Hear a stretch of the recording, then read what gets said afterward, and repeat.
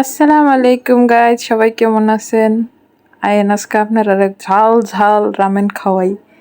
মানে আমার মতো কারা কারা ঝাল পছন্দ করেন, আইন আজকে আপনারা আমি ঝাল ঝাল এই রামেন মানে নুডলস, ঝাল নুডলস রান্না করে খাওয়ামু।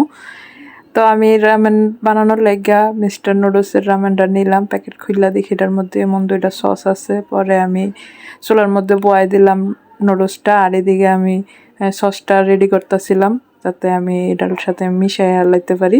তাই জন্য আমি আবার টমেটো সস আর হইছে ম্যাগি মশলা অ্যাড করছিলাম, আর হইছে আপনার শুকনা মরিচ টাইলা ভাইঙ্গা এটার সাথে মিশাই দিছিলাম যাতে বেশি ঝাল হোক, কারণ আমি অনেক বেশি ঝাল খাইতে পছন্দ করি।